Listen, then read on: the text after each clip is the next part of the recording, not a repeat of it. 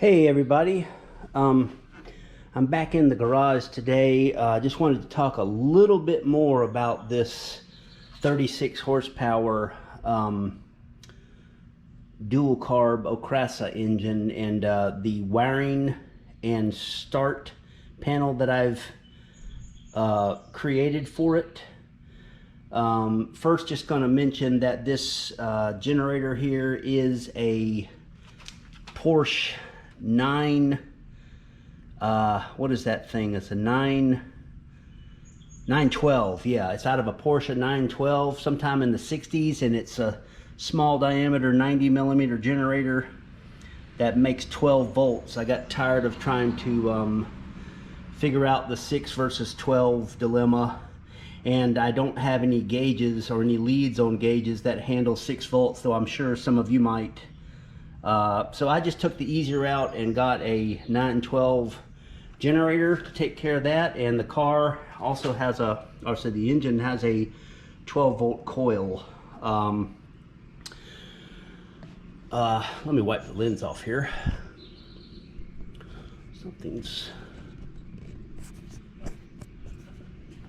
Don't know that I made it any better there. Anyway, I'm holding in my left hand here a bundle of wires. I'm not here to try to instruct everyone on how to wire this up, but basically you need, if you're going to start this engine on the floor like I'm doing, you need to provide 12 volts to your coil. You then also need to hook a battery, and I've got that little rectangular panel on the floor there is where I put my battery. The cabling for it, there is the 12 volt cable, and over there connected to this transmission, this is a bell housing. This nothing special, it's just a bell housing out of an old split case transmission. Got the copper braided wire that hooks up to the negative post of the battery. And real quick, I'll just mention these brackets, these angled brackets are for holding the control panel from which I'll be starting this engine. And again, in my hand here, I've got a bundle of wires. Some of them are for grounding the generator. There's a couple of locations. There's a DF and a ground that the generator needs. I don't think you can see it there. And then there's, of course, the hot energizing lead there. This big tipped here, this big tip wire is going to be the regulated 12 volts that's going to feed back into the battery, so that one I've accounted for. I've written on this wire B+ to indicate that it's coming from the battery. Probably wanting to run that to the ignition key. And notice these red wires have a thicker diameter. They're the current carrying wires. I'll drop those out of the way here. Here are those grounding wires and generator case wires, the black ones there. Let's see, I've already mentioned what the B+ is for. This one I believe is a 12 volts positive for a gauge, and I'll show you the gauge in a moment. Oil pressure gauge, which is very important. You want to make sure you got good oil pressure. Let's see, this one with the loop on it, loop connector, is for the energizing of the generator. Okay. This one is going to feed a oil pressure light. I've got an oil pressure gauge and an oil pressure warning light. So, and then these two, yellow and white, are going to be connected to the dual pole oil pressure sender. So, again, this is not a tutorial on wiring, so that wasn't, I'll just mention that in passing.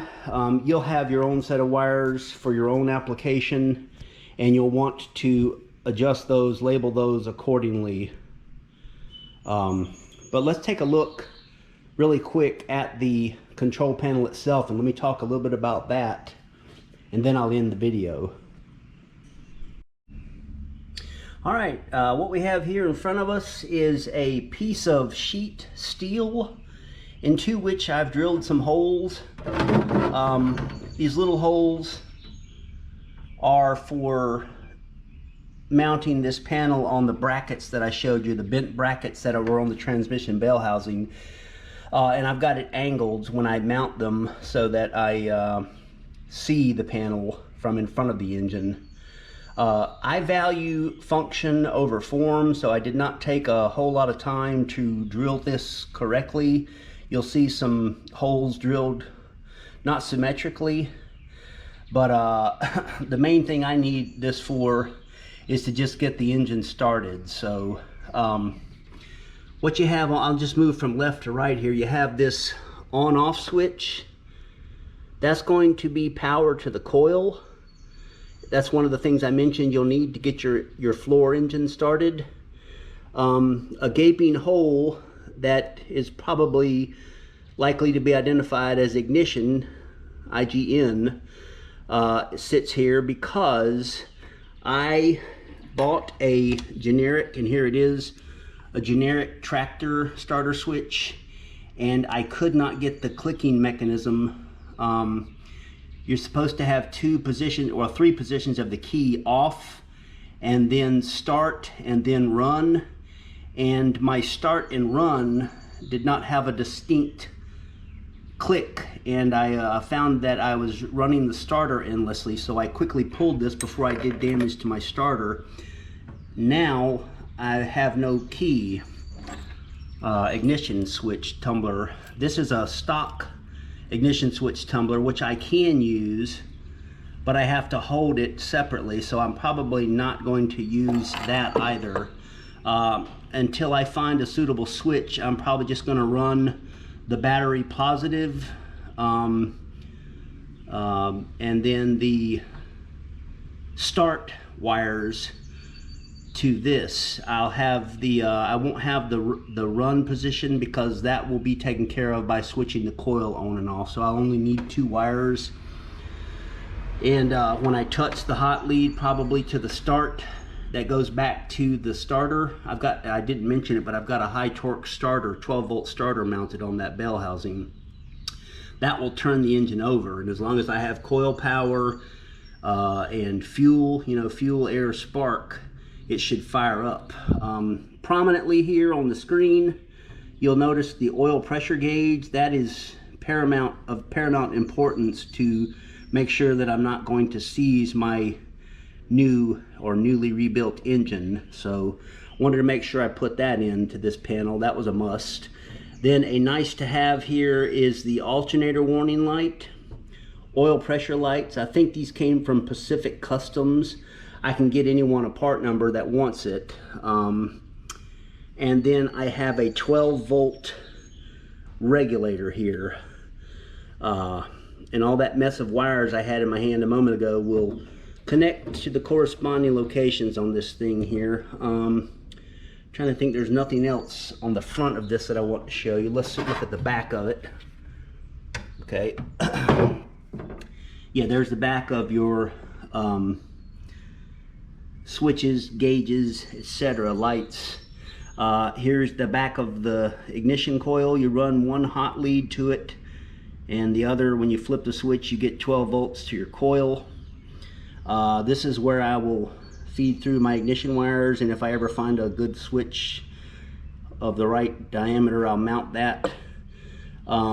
This is the back of the alternator warning light. It just needs 1 hot, and as long as it's grounded to the chassis here.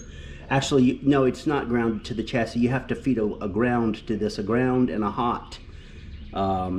And you want that to be switched, of course. You want it to run through the ignition key, because you don't obviously want the light powered all the time. You only want it to have power through the key.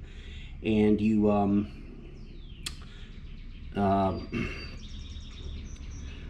let me stand corrected on that. I think the alternator warning light, you want to have one side connected to the hot lead. There we go, I've got it right now.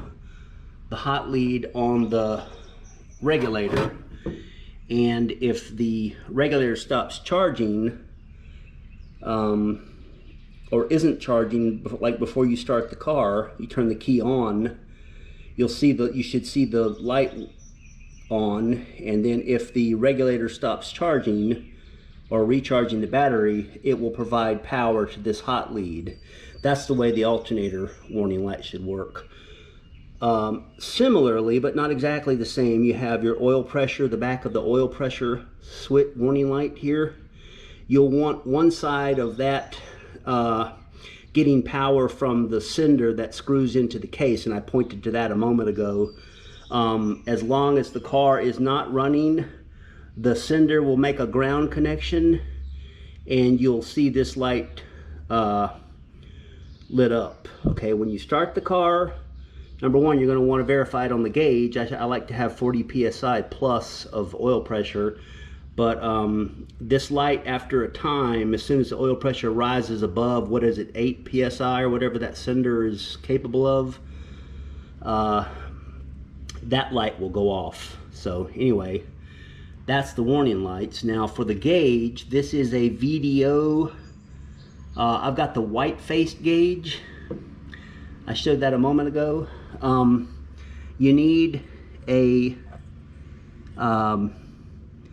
signal, you need a battery, and you need a negative connection, a ground connection. This up here is just a night light. I don't care about that. I'm not going to provide power to that, at least not unless I plug this gauge into my car, which I probably will never do. So anyway, the S here, I like to think of it as sender. You can connect that to the output of your sender, and then you know, get your battery 12 volts here and your ground negative, whatever, on that one, and you'll have all the, you know, the gauge will turn on. You know, as long as you know, when you turn the car on, you'll see oil pressure build on the gauge if all goes well. So anyway, that is the skinny on this starter control panel that I'm going to be using, and I already have shown in another video on my Okrasa engine that's on the floor right now. So hope you guys found this useful. You got any questions, just please comment and tell your friends. Like and subscribe to the channel. It helps me out, and I'll make more videos like these. Let me know what you want to see, and I'll happily answer any questions you might have. Thanks guys, and take care. God bless.